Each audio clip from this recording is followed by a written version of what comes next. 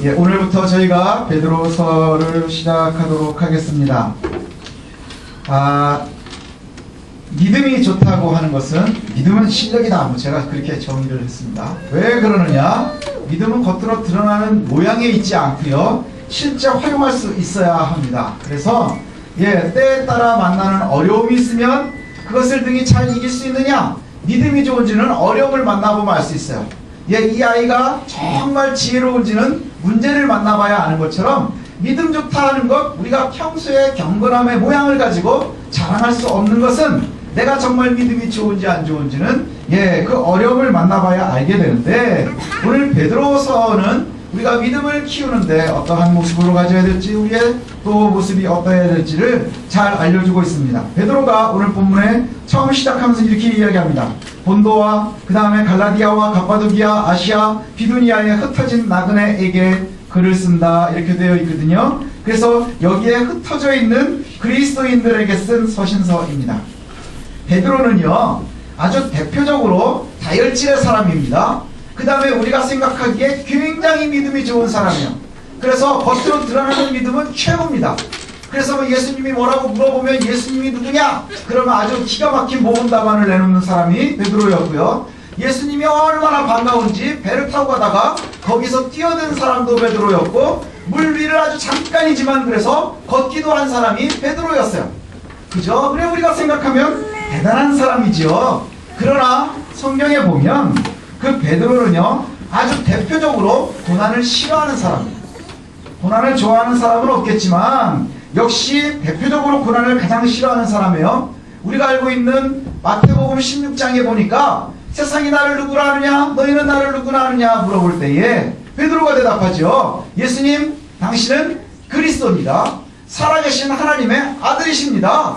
이게 딱 정형화되어 있는 아주 모범 답안이거든요. 지금도 이것보다 좋은 답안을 만들어낼 수가 없어요. 예수님이 얼마나 뿌듯했겠어요. 네가 알게, 시몬아, 네가 이것을 아는 것은 성령이 알려준 거야. 이거만큼 좋은 대답이 어딨어요? 이거만큼 칭찬이 어딨어요? 신뢰한 다음에 예수님께서 베드로를 신뢰하셔서 뭐라고 말씀하시느냐? 십자가의 비밀을 알리세요. 내가 이제 곧 십자가에 달려서 죽을 것이고 사흘 만에 다시 살아날 거란다. 그랬더니 생각도 하지 않고요, 주여 그리하지 마옵소서. 왜요? 예수님 돌아가시면 여러 가지로 피곤하거든요. 예수님 안 계시는 제자들은요, 안 꺾는 찐빵처럼 되는 거예요. 낙동강 오리알이 되는 거예요. 우리 알잖아요. 숨어서 기도하고 있는, 마가 요한의 다락방에서 숨어서 기도하고 있는 제자들, 낙동강 오리알이잖아요. 그죠? 근데 그 오리알이 다시 오리를 만나니까 다시 좋아지는 것이지만 그것을 아는 거예요. 싫어합니다. 그래서 가장 먼저 하는 말이 뭐냐? 주여 그리하지 마옵소서. 그 다음 듣는 말이 뭐예요? 사탄아 물러가라. 나중에 예수님이 부활을 하시거든요. 부활을 하신 다음에 저 의심 많은 도마에게도 나타나셨어요. 그죠? 의심 많은 도마에게 나타나셔서 뭐라 그러셨죠? 내가 내 손에 창자국을 만져보고 못자국도 만져봐라. 그리고 나서는 보지 않고 믿는 믿음이 본 믿음보다 절 보세요. 절. 나가고 들어가는 거 보지 마시고요. 절 보세요. 자꾸 잊어버리잖아요. 어디까지 했어요? 장세율 어디까지 했니? 네. 어디까지 했니? 너 안 들었구나. 손자국을 만져봐라. 손에 못자국을 만져봐라. 허리에 창자국을 만져봐라. 그리고 보고 믿느냐? 보지 않고 믿는 믿음이 더 큰 믿음이다. 그리고는 이제 너희를 내가 알게 한 이유가 너희가 세상을 이기게 하기 위함이라. 딱 그렇게 얘기하고 예수님께서 이제 다시 사라지셨어요. 여러 가지 이적도 보이셨다고 요한복음에 그렇게 나오거든요. 그러게 딱 20장인데 21장으로 딱 넘어가면서 베드로가 뭐라고 하는지 아세요? 야, 에이씨, 나는 그냥 고기나 잡으러 가랜다. 그래요? 그랬더니 제자들 몇 명이 그래, 그럼 나도 가자. 뭐랑 비슷한 줄 아세요? 우리 속된 표현으로 얘들 야자 짤 때하고 똑같아요. 가자! 그래 가자! 그래가지고 몇 명이 으르르 도망을 가요. 거기에서 예수님을 다시 만나잖아요. 고기 잡고 있는데 예수님이 고기를 이렇게 잘 보시면서, 야 시온아, 네가 뭐 하느냐? 내 양을 먹여라. 네가 내 양을 치라. 또 먹여라 하는 얘기가 거기서 나오는 거예요. 야자 도망간 애들 쫓아가가지고 예수님이 그렇게 말씀하시는 거거든요. 그럼 복음서에 나오고 있는 베드로의 모습을 보면 고난이 진짜 싫어하는 사람이에요. 구차는 것도 진짜 싫어하는 사람이에요. 굉장히 다혈질이고요, 굉장히 열정적이지만 복잡하고 내가 뭔가 꼬이는 거를 싫어하는 사람이에요. 그런데 그 베드로가 쓴 성경이 베드로전서와 후서인데, 이 베드로서에 나오고 있는 베드로는 복음서에 나오는 베드로하고 너무 달라요. 이게 아주 달라져 있는 사람이에요. 고난을 정말 싫어하는 이 베드로의 서신에는 뭐가 있느냐? 고난을 이야기해요. 베드로의 신학을 고난 신학이라고 그러거든요. 베드로서에 나오고 있는 고난은 뭐냐? 너희들이 이 고난을 잘 이겼으면 좋겠다, 이 말씀을 하거든요. 그래서 그가 변했어요. 사람이 변한 거예요. 그리스도를 알고 사람이 변했어요. 그리고 뭔가 비밀을 알기 시작을 했고요. 확신하기 시작했고요. 체험하기 시작을 했어요. 그리고 그의 삶에 묻어난 그의 믿음이 이제 편지로 나오기 시작을 합니다. 그리고 나서 그의 제자들, 그 다음에 편지를 읽어야 될 성도들에게 베드로가 쓰면서 다른 데선 잘 나오지 않는 단어를 쓰는데 뭐라고 하느냐? 나그네라는 단어를 써요. 나그네. 예. 그래서 베드로가 뭐라고 얘기하느냐면 1절에 보니까 너희들 여기에 흩어진 나그네. 근데 그 나그네가 어떤 나그네냐? 하나님이 미리 알고 성령이 거룩하게 하고 순종과 예수 그리스도의 피 뿌리심으로 선택받은 나그네. 예, 하나님께서 정하셨고요. 성령의 은혜로 그것이 가능했고요. 예수 그리스도의 피 뿌리심으로 가능한 선택받은 나그네래요. 그러니까 나그네가 할 수 없이 흘러 나그네가 된 게 아니라 누군가가 선택을 했는데 누구냐? 하나님께서 성부, 성자, 성령 하나님이 선택한 그 나그네. 그래서 흩어져 있는 나그네, 선택받은 나그네, 이렇게 정의를 해요. 누가 나그네냐? 저와 여러분이 나그네라는 거죠. 저와 여러분들이요, 살고 있는 나그네라는 것을 갖다가 잘 기억해야 합니다. 그래서 순종함과 예수 그리스도의 피 뿌리심으로 인해서 선택받은 나그네. 나그네라는 단어를 갖다가 한국 사람은요, 딱 얘기하면 뭘 먼저 생각하는 줄 아세요? 사카사카 김사카 뭐 이런 거 생각해요. 예, 손까지 많은 거 쓰고 큰 모세 같은 지팡이 들고, 예, 그러고 나서 이래저래 돌아가면서 뭐라 그래요? 큰 산 한번 바라보면서 산은 산이고 물은 물이고 지유는 지유고 소원이 소원이고 뭐 이딴 소리 하면 와, 뭔가 뜻도 했나 보다 이렇게 된단 말이죠. 그게 우리가 나그네라고 생각을 해요. 그런데 예, 나그네의 특징은 뭐냐? 소유가 없어요. 그만큼 낭만적이지 않아요. 정말 나그네들은 어떠냐? 소유도 없고요. 정착하는 곳도 없어요. 한 곳에 오래 머무르지 않습니다. 그런데 베드로가 성도들을 갖다 나그네라 이렇게 이야기해요. 왜냐? 나그네가 있는 특징이 뭐냐? 내가 지금 있어요. 그래서 한 달이고 두 달이고 어느 곳에 있는 것 같지만 나그네는 그곳에 정착하지 않아요. 또 떠나야 된다는 거예요. 또 가다가 좀 괜찮은 곳에 있으면 있는 것 같지만 또 떠나야 돼요. 그게 바로 나그네의 모습이라는 거예요. 제가 예, 심심할 때마다 이렇게 들어가는 블로그가 있는데 거기에 이제 어떤 사람들이 있냐면 요즘엔 굉장히 멋진 친구들이 있어요. 그래가지고 예, 그냥 세계 일주를 하는 친구들 뭐 이런 있는데 제가 가끔 들어가서 이렇게 보면서 나도 참 부러워하고 이러는 사람이 있는데 젊은 친구가 자전거를 타고 세계 일주를 해요. 예, 그래가지고 굉장히 오랫동안 세계 일주 하는데 되게 재밌는 장면이 나오는 게 뭐냐면 자전거를 타고 이제 세계 일주를 해가지고 뭐 저 북미도 돌고 남미도 돌고 동아시아도 돌고 막 이래요. 그래가지고 중국인가 어디서부터 시작을 해가지고 이제 자전거를 타고 막 다니는데 예, 남미를 다 돌았어요. 남미를 갖다가 이제 다 이렇게 구경을 하고 그 다음에 이제 가기로 하는 데가 어디냐면 뉴질랜드를 이제 가야 되는 거예요. 근데 자전거를 타고 뉴질랜드는 갈 수 없으니까 이제 비행기를 타고 가야 되는데 이게 돈이 많은 게 아니니까 돈이 이제 계속 보내오는 걸 받아서 하는 게 아니니까 돈이 똑 떨어진 거예요. 뉴질랜드를 가야 되는데 이 친구가 남미에서 아르헨티나에서 뭘 하느냐 하면 이제 비행기 값을 벌어야 되는 거예요. 비행기 값을 벌으려고 어떻게 하느냐? 그래가지고 어느 한 군데 이제 한국 교회에 있는 그 근처에서 이제 공터에다가 텐트를 치고요. 거기서 정착을 하면서 돈을 벌려고 이제 일을 시작을 해요. 그래가지고 일을 하는데 어떤 일을 하냐면 닭고기 해체하는 작업하는 데를 가요. 그래서 이제 저도 그때 알았지만 닭이요, 거의 타조만한 닭이 있어요. 예, 남미 닭들이 되게 크거든요. 여러분 먹는 닭이 다 거기서 온 거예요. 그래가지고 그 닭을 해체한다는 게 뭐냐면 닭을 딱 잡아놓으면 그걸 다 잘라가지고요, 싹 자르고 뼈만 싹 남겨놓는 거예요. 그래서 살코기들만 이제 떨어지게 하는데 이 친구가 거기에서요 6개월을 일을 합니다. 6개월 동안 닭고기 해체를 하는 거예요. 그러면서 이제 블로그에 올라온 글들을 순서대로 보면 여기서 이제 일을 하게 됐습니다. 비가 와가지고 갈 데도 없고 돈도 없고 갈 데가 없으니까 이제 그 스페인어 공부하는 책을 갖다가 하나를 구해다가 공부를 시작을 해요. 예, 그래야 돈 벌기가 좋으니까 가지고 스페인어 공부도 하고 낮에 밤으로 가가지고 열심히 이제 닭을 해체합니다. 그러다가 언제 한번 뜬 걸 보니까 닭뼈만 낭상하게 있는 사진을 올려놓고 이제 이 경지에 이르렀습니다. 이러는 거예요. 밥을 기가 막히게 잘 바르는 거예요. 그리고는 스페인어도 이제 어느 정도 이제 기본적인 의사소통을 한대요. 예, 6개월 동안 이제 직장 생활을 하면서 막 있었던 거예요. 그러니까 돈을 막 벌어요. 그러면서 내가 이제는 그 뭐래더라? 조장이 됐어요. 6개월 동안 열심히 일을 해서 거기에서 조장이 된 거예요. 그러니 이제 나름대로 돈도 좀 되고 그 다음에 아는 친구들도 많이 생겼고 그래서 거기 있는 친구들하고 뭐 밤에 술 한잔 하면서 찍은 사진 뭐 이런 것도 이제 막 올라오면서 여기 친구들 너무너무 좋다 이러면서 막 이제 올려놓은 거예요. 그러다 어느 순간인가 딱 갑자기 자전거가 나와요. 이제 다시 돈을 벌어서 떠나는 거예요. 돈을 번 이유가 그것 때문인 거예요. 예, 돈을 벌어가지고 그동안에 두었던 자전거를 다시 닦고 조이고 기름칠을 하고 그 다음에 부속들이 좀 안 좋은 거는 다시 갈아가지고 해놓고 그 다음에 여행에 필요한 것을 다 준비하고 그 다음에 다시 밝은 사진이 하나 나오는데 뭐냐? 공항에서 이제 비행기를 찍은 사진이 나와요. 그리고 뉴질랜드로 넘어가요.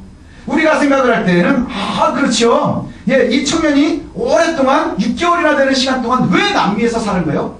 왜 이렇게 열심히 돈을 벌으려고 했나는 거예요?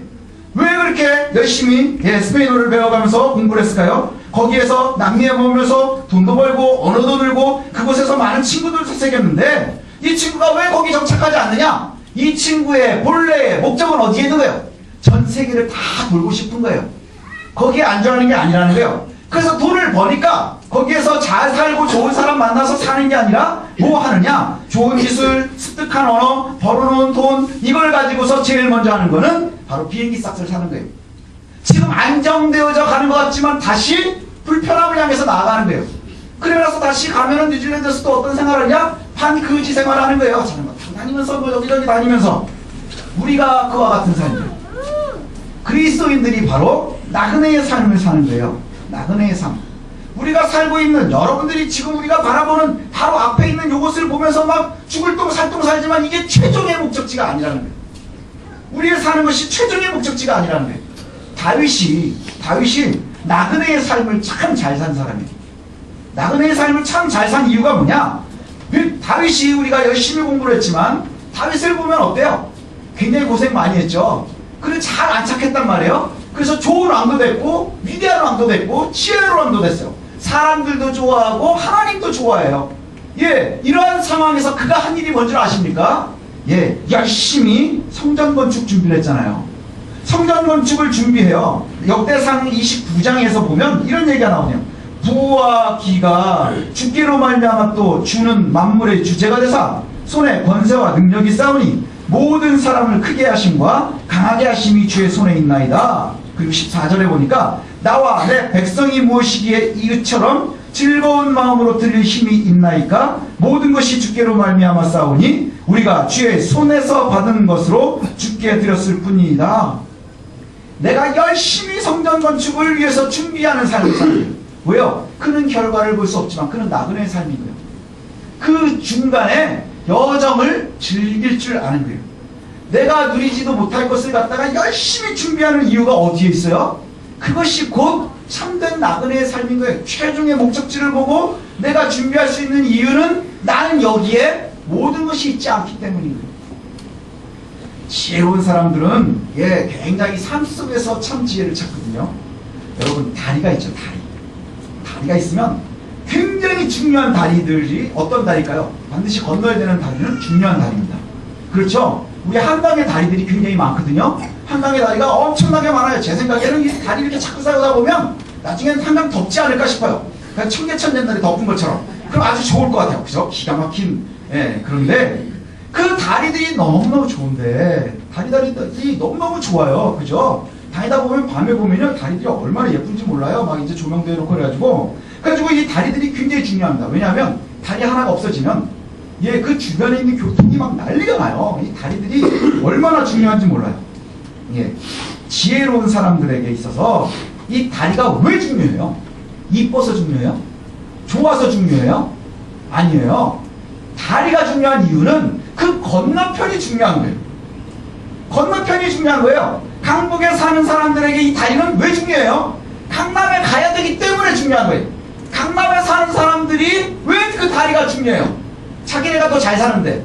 강북에 와야 될 일이 있는 사람에게 강북이 중요하기 때문에 다리가 필요한 거예요. 이 다리 자체가 의미가 있느냐? 그렇지 않다는 거예요. 그런데 사람들이 가끔 이렇습니다. 지혜로운 사람들은 다리 자체에는 관심을 갖지 않아요. 성수대교가 너무너무 좋을지라도 너무 막히면 다른 다리로 건너겠죠. 예, 그 다리가 중요한 이유는 건너가서 만나는 그곳이 중요한 거예요. 예, 그런데 그러면 관심을 다리에다 두지 않고요. 어디에다 둬야 되는 거예요? 목적지에 둬야 되는 거예요. 목적지에. 근데 어리석은 사람들 너무너무 멋있는 다리를 보고 그 위에 텐트를 짓고 산다고 생각을 해보십시다. 예, 다리가 너무너무 이쁘고 중요해서, 다리가 너무너무 이쁘고 중요하고 좋아서 거기서 텐트를 치고 산다고 생각을 해보세요. 여러분, 뉴스에 나올 거예요. 그렇지 않겠어요? 얼마나 춥고 괴롭고 하겠어요. 다리 위에서 산다? 이것은 옳지 못한 거예요. 다리 자체는 중요한 게 아니기 때문이에요. 성도들도 마찬가지예요. 우리가 살고 있는 이 세상이라는 것이 다리와 같아요. 다리와 같아서 우리가 아주 중요한 다리여서 반드시 통과하게 돼 있어요. 통과해야 하는데 이 다리가 너무너무 멋있고 유명해서 여기에서 정착하고 살고 싶어하는 사람이 있다면 여러분은 어떻게 하시겠어요? 좋은 병원을 소개해 주든지 아니면 좋은 상담소를 소개해 줘야 될 거예요. 왜요? 제정신이 아니기 때문인 것이죠. 예, 근데 많은 그리스도인들이 다리 위에서 그 위에서 살 때문에 여기에 좋은 집을 짓고 싶어 하고요. 이 다리 위에 좋은 것을 먹고 싶어 하고 그러고 싶어 한다는 거예요. 다리가 아니라 다리 건너편에 있는 최종 목적지가 중요한 거예요. 예, 우리의 삶이 중요한 이유는 궁극의 하나님의 나라가 중요한 거예요. 우리가 견딜 수 있는 이유도 바로 거기에 있는 거예요.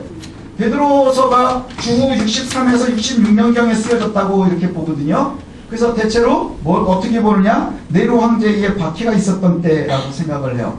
그래서 아주 열정이 많았었던 베드로가 아니라 이제 머리가 하얀, 거의 모세 닮은, 우리가 알고 있는 기억의 모세 닮은, 머리도 하얗고 수염도 하얀 그 아주 백발의 노인네가 지금 로마에 서 있어요. 로마는 네로 황제의 박해가 가장 가득한 곳, 그 중심에 베드로가 있어요. 많은 성도들은 다 베드로만 바라보고 있어요. 아주 귀찮은 거 싫어하고 고난받는 거 싫어하고 복잡한 거 싫어하는 이 베드로가 지금 뭘 얘기하느냐, 그 가장 안에서 괴로움의 중심에서 나를 바라보고 있는 모든 성도들에게 뭘 얘기하느냐, 너희들은 선택된 나그네라. 나그네는 나그네인데 선택된 나그네예요. 하나님이 선택했고 성령으로 말미암았고 그리스도의 피로 말미암아서 선택된 나그네, 그 나그네로서의 삶을 살라, 이렇게 이야기하고 있는 거예요. 우리가 물이 막 흐르잖아요. 여기 수영 좋아하시는 분들 계실 텐데, 수영을 하다가 보면요, 수영을 할 때 힘든 이유는 뭐냐? 물살이 있기 때문이에요. 바다에서 수영하면 파도에 흔들리죠. 수영을 못하는 사람들은 내가 수영을 하는 것 같지만 사실은 파도에 의해서 흔들려요. 강에서 수영을 하는 사람들도 마찬가지예요. 강에서 수영을 하는 사람들은요, 강을 건너려고 하면 어떻게 건너가래요? 똑바로 건너가면 저 밑으로 내려가니까 거슬르면서 수영을 하라래요. 그래야 똑바로 건널 수 있대요. 물살 때문에. 수영을 하면서요, 목욕탕에 가가지고 한번 오늘 실험을 해보십시오. 아이들 데리고. 목욕탕에 가면요, 냉탕에, 역탕은 제가 가본 적이 없어서 잘 모르겠는데, 냉탕 큰 데 보면요, 이 옆에서 물이 막 나와요. 그럼 물살이 한쪽에서 한쪽으로 가거든요. 그걸 등지고 수영을 해보세요. 숨 한 번도 안 참고 끝까지 거의 다 가요. 근데 거꾸로 오려면 힘들어요. 물살이 있기 때문에. 그죠? 이게 강이라고 생각을 해보세요. 수영을 할 때에 물살을 따라서 수영하는 건 굉장히 쉬워요. 중간중간에 머리 내밀고 숨만 한 번씩 쉬면 쫙 내려가요. 내가 수영을 기가 막히게 잘하는 줄 아는 거예요. 멀리 갈 수 있어요. 힘도 들이지 않고 갈 수 있어요. 가끔 숨만 쉬면서 얼마나 지혜로운지 몰라요. 몸도 멋있을 수 있어요. 하지만 강이라는 것이 그렇게 가다 보면 결국엔 멸망의 폭포를 만나는 거예요. 폭포에 떨어짐을 피해갈 수 없는 거예요. 멋있어 보이죠? 편안해 보이죠? 힘써 보이죠? 지혜로운 것 같죠? 하지만 물살을 따라서 내려가는 삶은 지혜롭지 못한 거예요. 그러나 물살을 거슬러 올라가는 삶은 복잡해 보여요. 어려워 보여요. 홈도 나기가 쉽지 않아요. 숨도 헐떡거려야 돼요. 아무리 져서도 조금밖에 가지 못하는 것 같아요. 그러나 그렇게 거슬러 올라가는 삶이 바로 결국에는 영광의 낙원에 들어갈 수 있다는 거예요. 영광의 낙원을 차지할 수 있는 이유가 바로 거기에 있는 거예요. 우리가 힘든 물살을 거슬러야 하는 이유가 바로 여기에 있어요. 사람들은 때로는요, 편안하게 가고 싶어 하거든요. 세상이 흘러가는 대로 그렇게 가고 싶어 하는 거예요. 세상에 흐르면 그냥 우리가 실려가면 복잡할 거 없어요. 그렇지 않나요? 다 거짓말할 때 나도 거짓말하는 건 정말 쉬워요. 근데 혼자 거짓말하지 않으려니까 너무너무 힘든 거예요. 폼도 잘 안 나요. 그렇지 않나요? 폼나게 살고 싶으세요?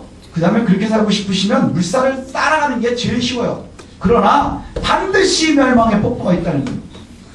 그러나 지금 폼이 나지 않고 괴롭지만 거슬러 올라가기 시작하면 거기에 하나님의 나라가 있을 줄 압니다. 이것이 나그네들이 살아가야 되는 모습이라는 거예요. 6절에 보니까 이렇게 되어 있습니다. 그러므로 너희가 이제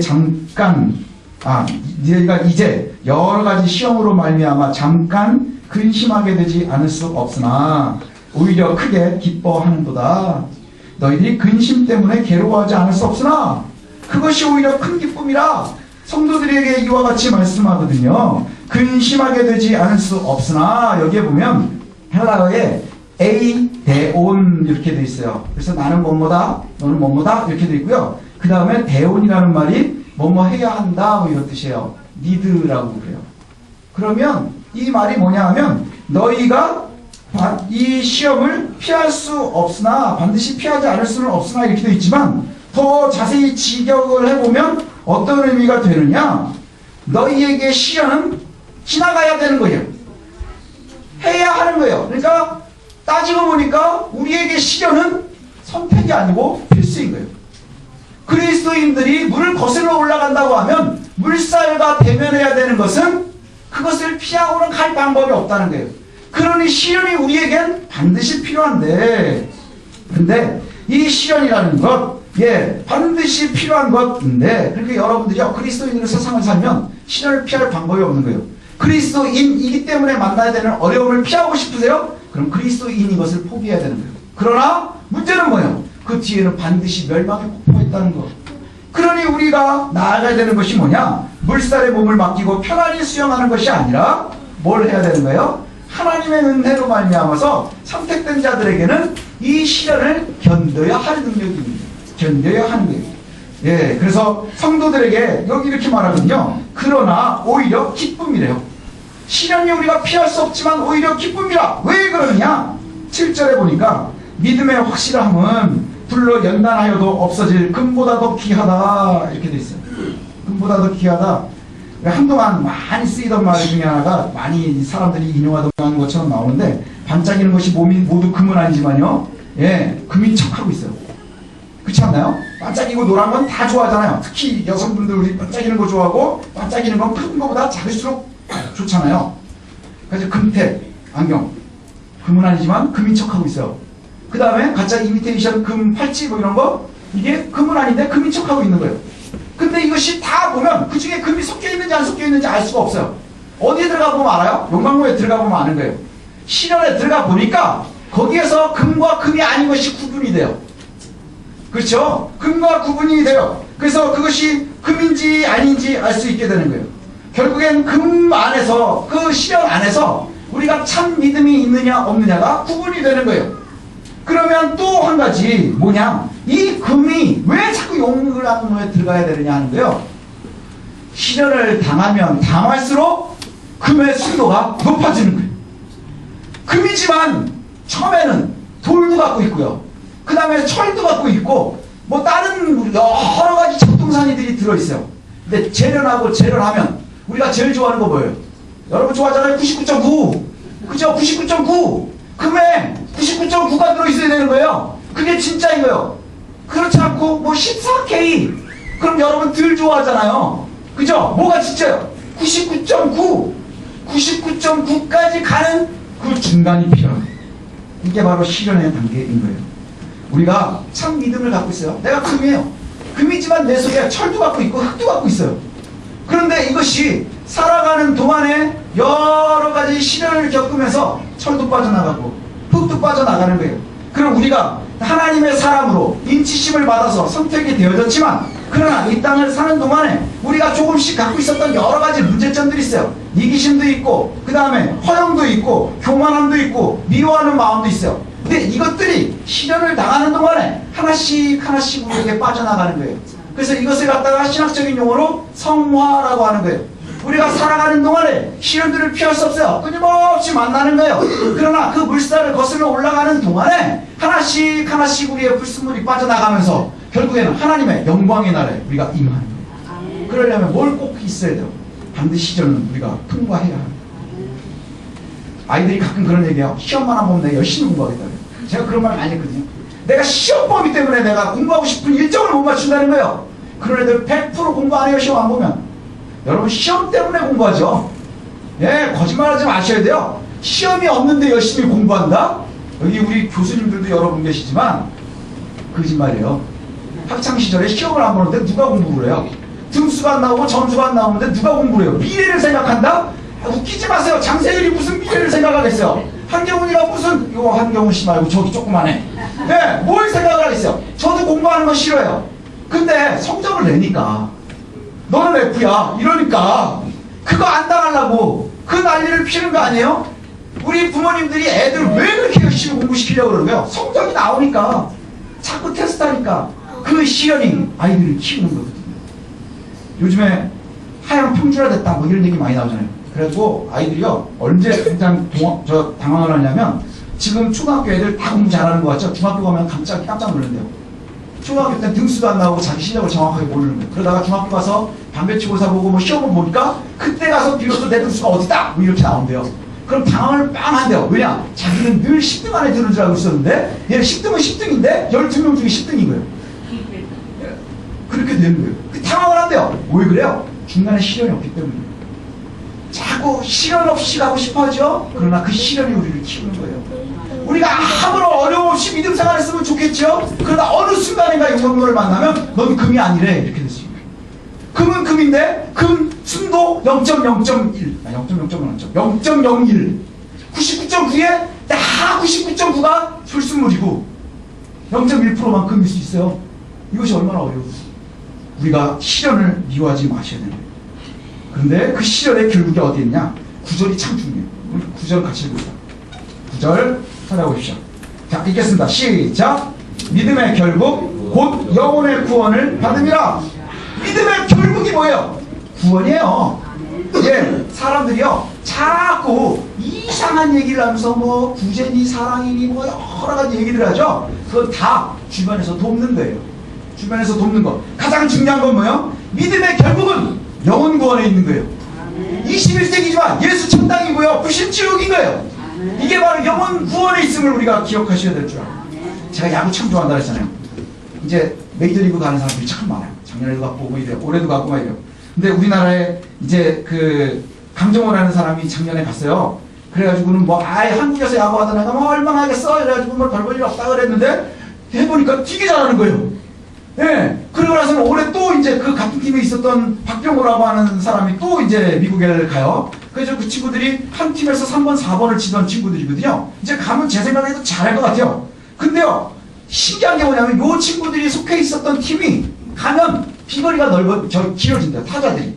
이게 무슨 소리냐면 공을 땅 때리면 공을 멀리 보낼 수 있는 실력들이 늘어난다는 거예요. 그 왜 그러냐? 그러고 이제 기자들이랑 이렇게 연구하는 사람들이 보니까 그 팀에 가면 선수들이 가자마자 변화가 생기는데 뭐가 변화가 생기느냐? 예, 제 팔뚝 두께가 황 집사님 팔뚝 두께로 바뀌는 거예요. 팔이 굵어져요 일단. 그 왜 그러냐? 웨이트 트레이닝을 시켜요. 그래가지고 힘을 기르는 거예요. 힘을 길러가지고요. 그 아주 시설도 좋지 않고 팀도 되게 작은 팀이거든요. 돈도 많이 없는 팀이에요. 그런데 거기에 가면 굉장히 체계적으로 힘을 잘 길러요. 그래가지고 거기에 가면 공을 멀리 때리는 거예요. 근데 이 친구들이 가면 뭘로 하면 힘이 들겠어요? 아령을 막 들지 않겠어요? 막 이러고 막 이러면서 막 한단 말이죠. 예, 막 하면서 막 했어요. 그 이 친구가 힘센 걸 자랑하기 시작을 해서 엮기 들면서 막 잘난 척을 하는 건 미련한 짓이에요. 왜요? 얘는 야구 선수니까. 야구 선수는 왜 이걸 막 드는 거에 끙끙거리면서 이 무게를 많이 드는 게 목적이 된 역도 선수예요. 그러면 야구 선수들은 뭘 하는 거예요? 그 힘을 공을 멀리 때리는 데다 쓰는 거예요.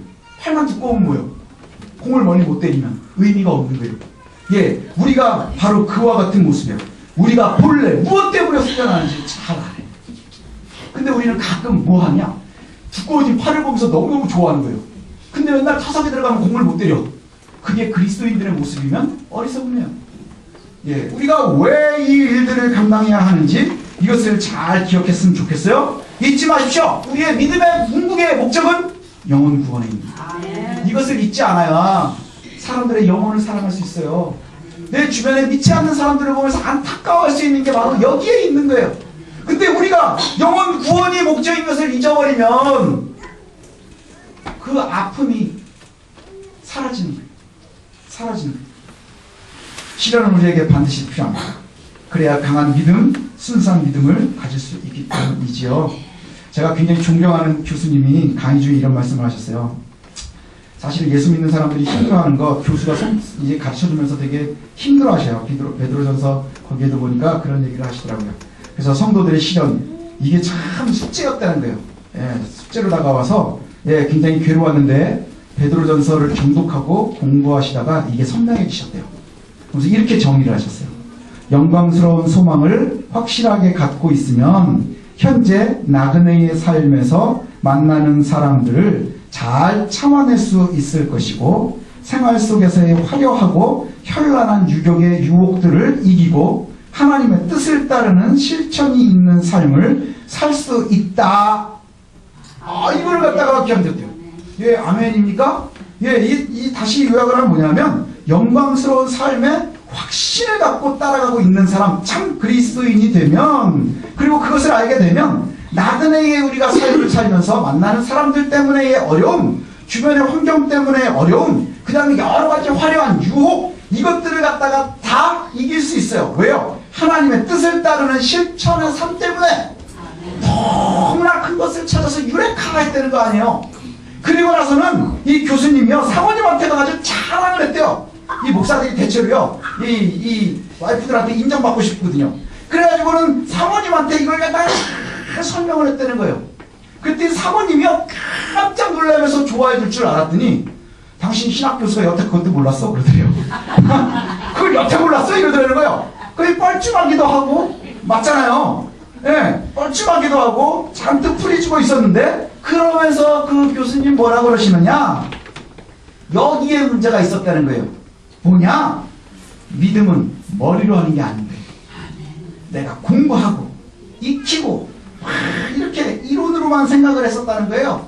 근데 삶 속에서 그게 없으면 뜬구름 잡는 믿음이 되는 거예요. 믿음이 좋아. 뭐가 좋은 거야? 신앙이 좋아. 뭐가 좋은 거야? 은혜를 누려. 어떻게 누리는 거야? 이와 같이 된다는 거예요. 그러나 믿음은 머리에 이론으로 아는데 실제 삶에서는 뜬구름 잡는 이야기가 뭐냐? 바로 여기로만 신앙을 하는 거예요. 지식으로만. 그러니까 신앙을 제가 말씀드리는 가장 자주 하는 말이 뭐예요? 신앙생활 구전으로 하지 마세요. 풍월로 하려고 하지 마세요. 뭐 서당계 3년이면 풍월을 눕는다 그러잖아요. 그 개는 못 쓰는 개예요. 개가 짖어야지 써먹지. 풍월을 눕는다고 생각해요. 개가 뭐 사는 아니고 막 이러고 그거 개가 못 쓰는 거예요. 그럼 바로 잡아먹어야 돼요. 그거 못 쓰는 거예요. 우리는 그리스도인은 바로 그와 같은 거예요. 머리로 하는 게 아니라 심령으로 하는 거예요. 그래서 하나님의 은혜는, 그리고 우리가 시련을 이기는 것은 머리에 지식으로 하는 게 아니라 뭘로 하는 거예요? 심령으로 하는 거예요. 그래서 히브리서 11장에 보면 믿음은 바라는 것들의 실상이고 보지 못하는 것들의 증거고 선진들이 이로써 증거를 얻었느니라, 그렇게 말씀해요. 좋아, 여러분들이 살아가는 이 땅의 삶이 어디예요? 다리를 건너가는 중인 거예요. 왜요? 그 다리를 건너가서 만나야 될 보장이 너무 중요하기 때문에 어리석은 자들은 이 다리를 중요하게 여기는 거예요. 그래서 거기에다가 고층 빌딩도 세우고 싶어하고 거기다 텐트도 치고 싶어하지만 여기는 지나가는 거예요. 다리가 아무리 길어도 다리는 다리예요. 끝이 있고 목적지가 있는 거예요. 여러분, 우리가 그것을 기억하십시다.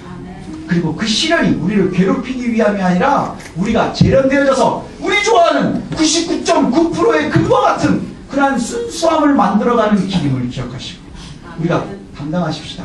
이기십시다. 이기는 게 뭐예요? 때려서 KO를 시켜서 이길 수 있는 세상을? 아니요. 견디는 게 이기는 거예요. 견디면서 끝까지 완주하는 것이 이기는 거예요. 때로는 힘들면 힘이 빠지면 물살에 조금 내려가기도 할 거예요. 그러나 하나님께서 힘주시면 힘이 젖어서 다시 올라가는 거예요. 어디로요? 본향으로 올라가는 거예요. 여기서 우리가 중간에 놓으면 떨어지겠죠. 떨어지지 않고 끝까지 완주할 수 있는 그 은혜가 저와 여러분들에게 있기를 소원합니다.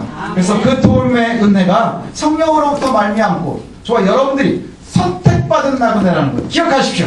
선택받은 나그네, 금과 같이 순결해지는 나그네, 그 만나는 순결의 어려움들이 우리를 갖다 더욱더 강하게 할 것이고 더 힘있게 할 것이고 더 귀중하게 만들 거예요. 그것을 갖다가 견딘으로 우리가 다 취할 수 있는 저와 여러분들 그리고 올 한 해가 되시기를 소원합니다.